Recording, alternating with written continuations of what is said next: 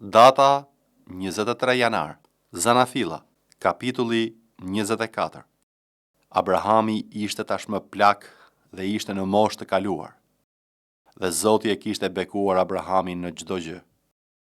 Dhe Abrahami i tha shërbyesit më të moshuar të shtëpisë së tij, që qeveriste tërë pasuritë e tij: Vëre dorën tënde nën kofshën time, dhe unë do të bëj që ti të betohesh në emër të Zotit, Perëndisë së qiejve dhe Perëndisë së tokës, që ti nuk do t'i marrësh për grua djalit tim asnjë prej bijave të Kanaanasve, në mes të cilëve unë banoj.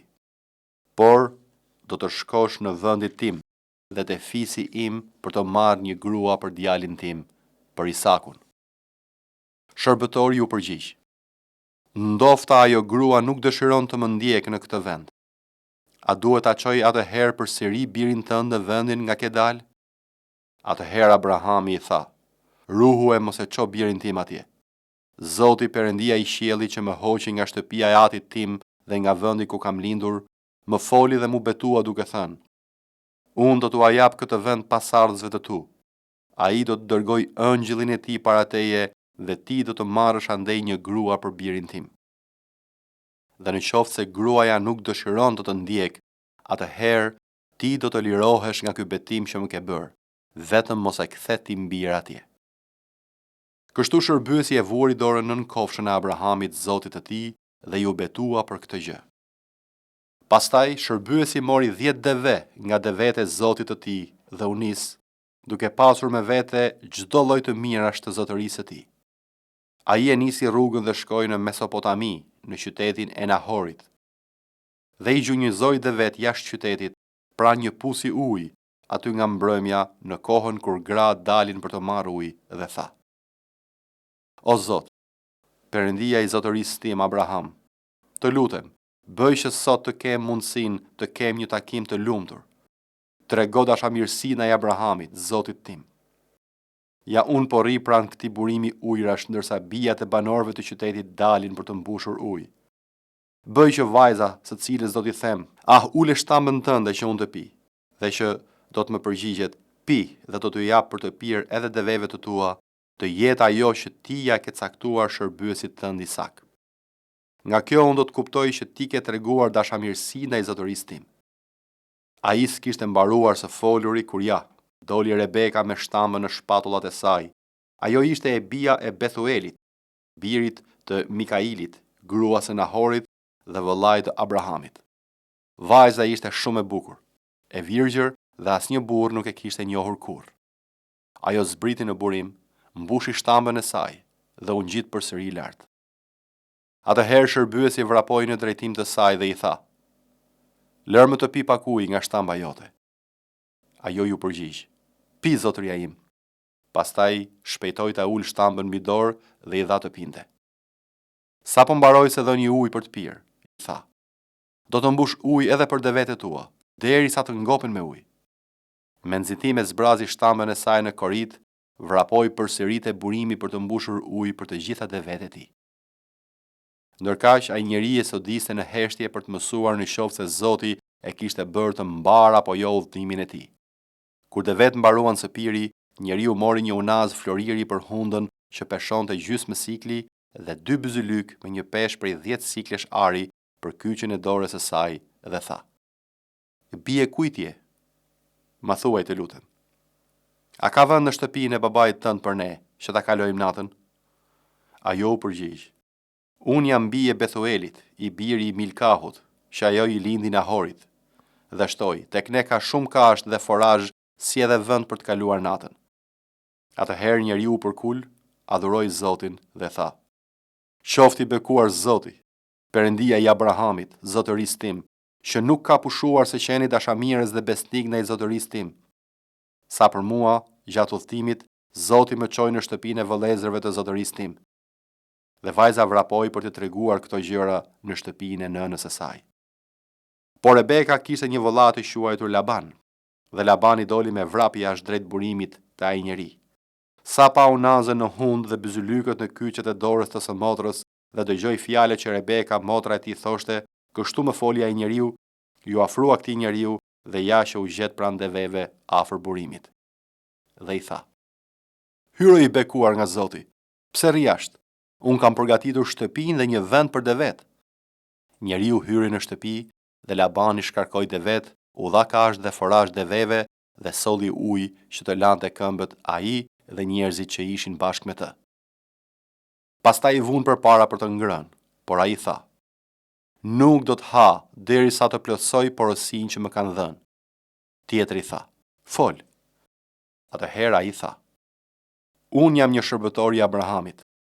Zoti e ka bekuar shumë zotërin tim, që është bërë i madh.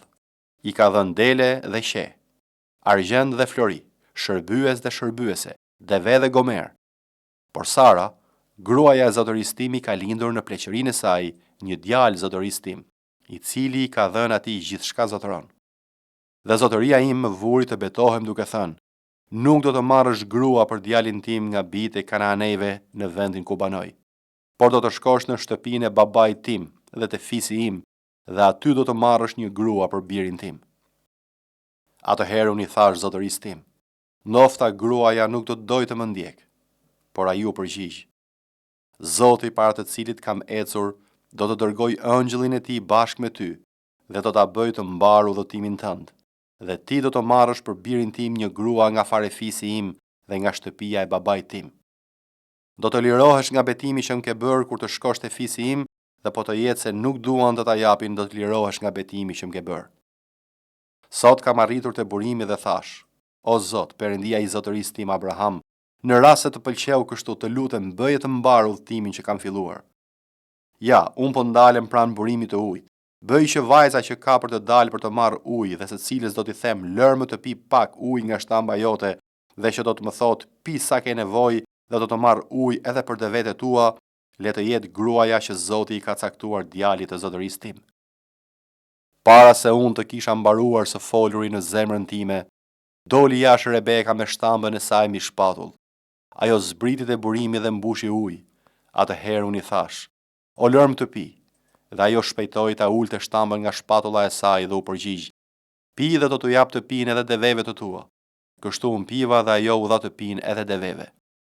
Atëherë e pyeta dhe i thash: "Bie kujt je?" Ajo më përgjigj: "Jam bie Bethuelit, biri i Nahorit, që Milkah lindi." Kështu unë i vura unazën në hund dhe byzylyket në kyçet e dorës.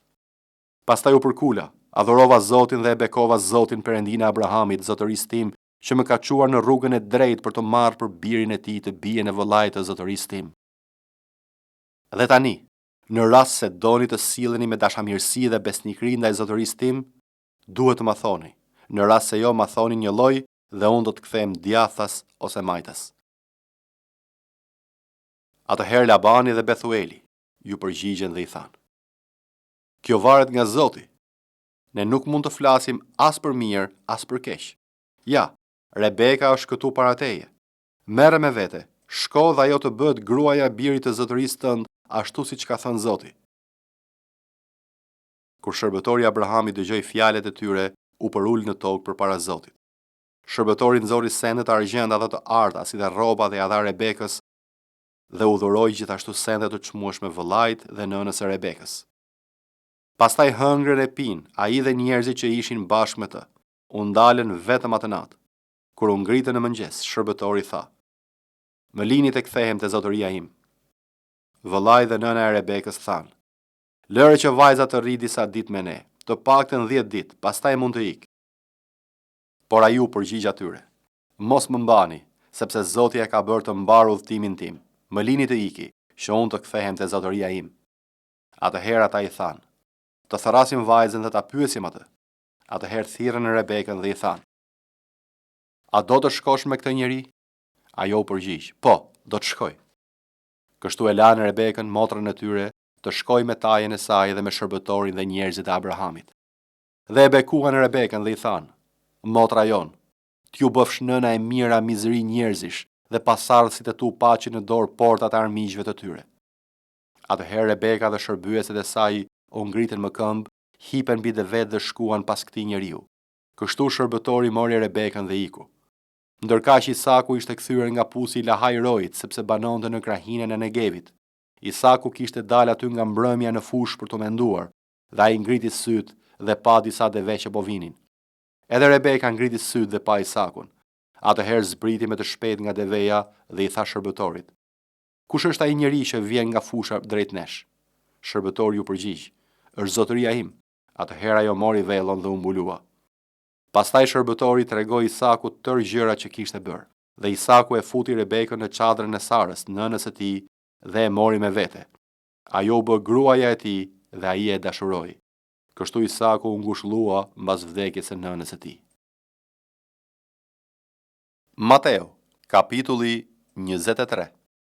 Atëherë Jezusi u foli turmave dhe dishepujve të vet, duke thënë: Skribët dhe farisejt ulen mbi katedrën e Mojsiut. Zbatoni pra, dhe bëni gjithçka t'ju thonë të zbatoni, por mos bëni sipas veprave të tyre, sepse flasin dhe nuk bëjnë. Sepse lidhin barë të rënda dhe të vështira për të mbajtur, dhe i vënë mbi shpatullat e njerëzve, por ata vetë nuk duan të luajnë as gishtin e tyre. Por të gjitha veprat e tyre i bëjnë që të shihen nga njerëzit, i zgjerojnë filateritë e tyre dhe i zmadhojnë thekët e rrobave të tyre. Duan kryet e vendit në gostira dhe vendet e para në sinagoga, si edhe përshëndetjet në sheshe dhe të quhen rabi, rabi nga njerëzit. Por ju mos lejoni që t'ju quajnë rabi, sepse vetëm një është mësuesi juaj, Krishti. Por ju të gjithë jeni vëllezër, dhe mbi tokë mos quani askënd atë tuaj, sepse vetëm një është ati juaj, ai që është në qiej. As mos lejoni që t'ju quajnë mësues, sepse vetëm një është mësuesi juaj, Krishti. Por më i madhi prej jush, le të jetë shërbëtori juaj. Por kush do të lartësoj veten, do të ulet, dhe kush do të përul veten, do të lartësohet. Por mirë ju o skrib dhe farisej hipokrit, sepse mbyllni mbretërinë e qiejve para njerëzve, sepse as ju nuk hyni, as nuk i lini të hynë ata që janë për të hyrë. Mirë ju o skrib dhe farisej hipokrit, sepse glabëroni shtëpitë të dhejave dhe për sy e faqe bëni lutje të gjata. Për këtë arsye ju do të merrni një dënim më të madh. Mirë ju o skrib dhe farisej hipokrit, sepse përshkoni detin dhe dheun për të bërë një prozelit, dhe kur bëhet, e bëni atë birë të ferrit 2 herë më shumë se ju. Mirë ju udhëheqës të verbër që thoni: kushdo që betohet për tempullin s'është gjë, por kushdo që betohet për arin e tempullit detyrohet. Të marrë dhe të verbër, sepse cili është më i madh, ari apo tempulli që e shenjtoron arin. Dhe kushdo që betohet për altarin s'është gjë, por kushdo që betohet për dhuratën që është mbi të detyrohet. Të marrë dhe të verbër, sepse cila është më e madhe, oferta apo altari që e shenjtoron ofertën. Ai pra që betohet për altarin betohet për të dhe për çdo gjë që është përmbi të. Dhe ai që betohet për tempullin betohet për të dhe për atë që banon atje. Dhe ai që betohet për qiellin betohet për fronin e Perëndisë dhe për atë që është ulur mbi të. Mirë ju skrib dhe farisej hipokrit, sepse ju llogaritni të 10-ën e mëndrës, të koprës dhe të barit të gjumit dhe lini pasdore gjërat më të rëndësishme të ligjit, gjyqin dhe mëshirën dhe besimin.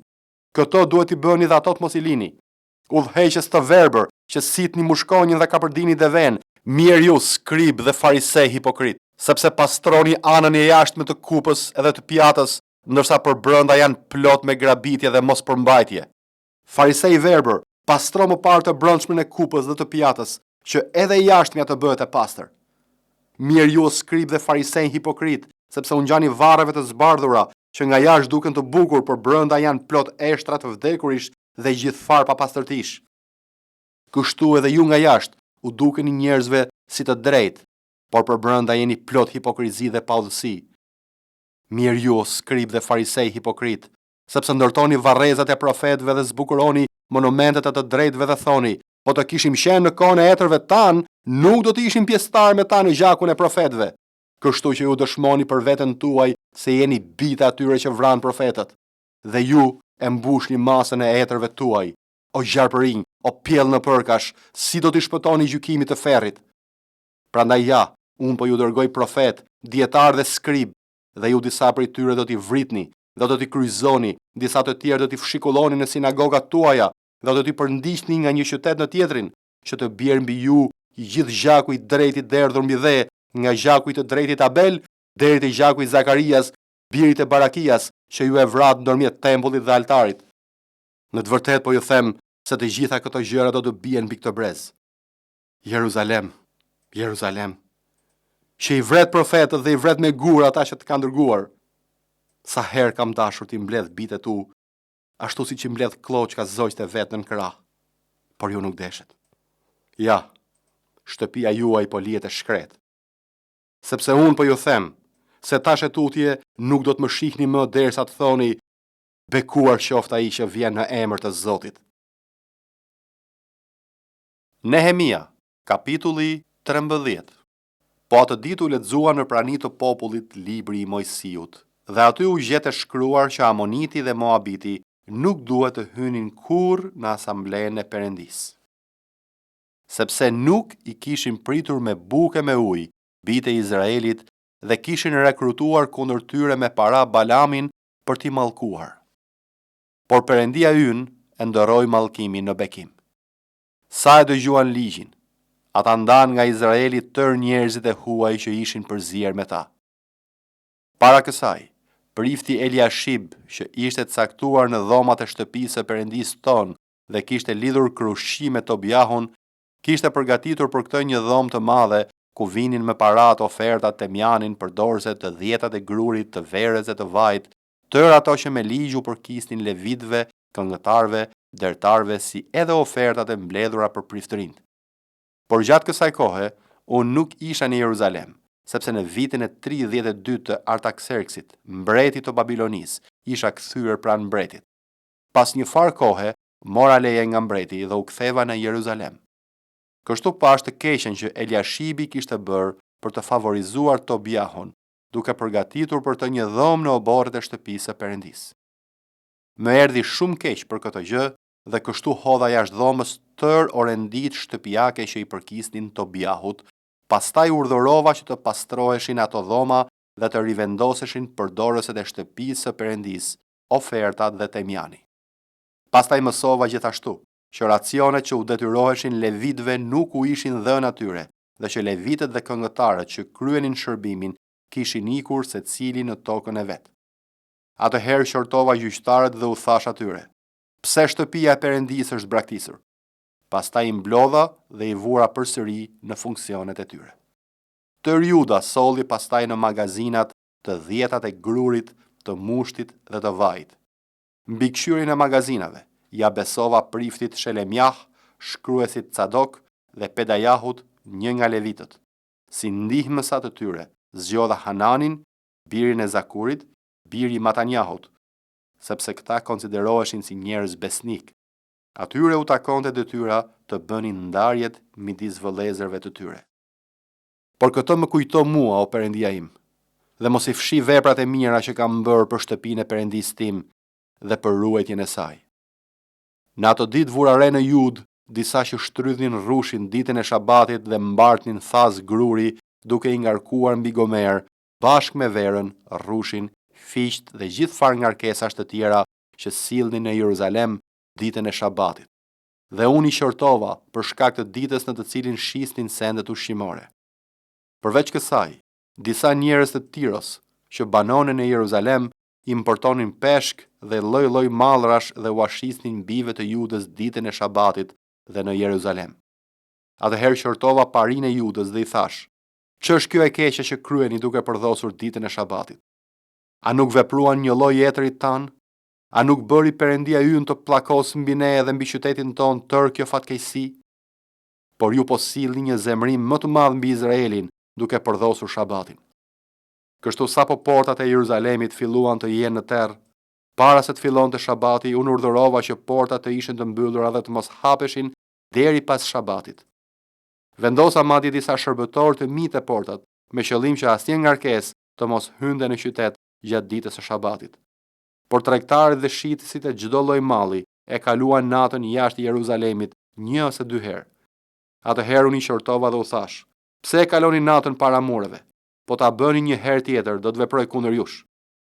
Qysh prej atij çasti, ata nuk erdhen më ditën e Shabatit. Urdhërova gjithashtu levitët që të pastroheshin dhe të vinin të ruanin portat për të shenjtëruar ditën e Shabatit.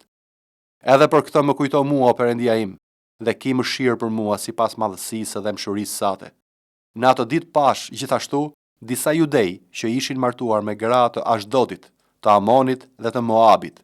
Gjysma e bijve të tyre fliste gjuhën e Ashdotit dhe nuk dinte të fliste gjuhën judaike, por fliste vetëm gjuhën e këtij apo atij populli.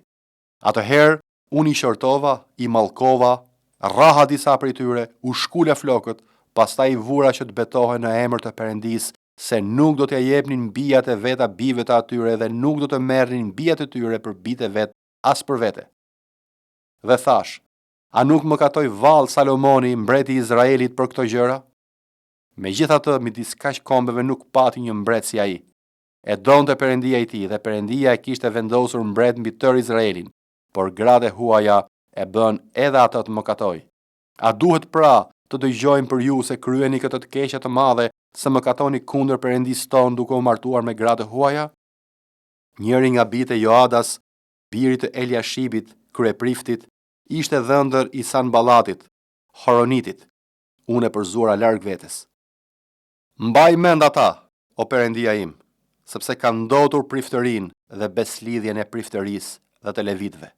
Kështu unë i pastrova nga çdo i huaj dhe i caktova detyrat e priftërinëve dhe të levitëve, secili në detyrën e vet. Dhash gjithashtu dispozita lidhur me ofertën e druve në kohë të caktuara dhe lidhur me prodhimet e para. Më kujto Perëndia im për të më bërë të mira.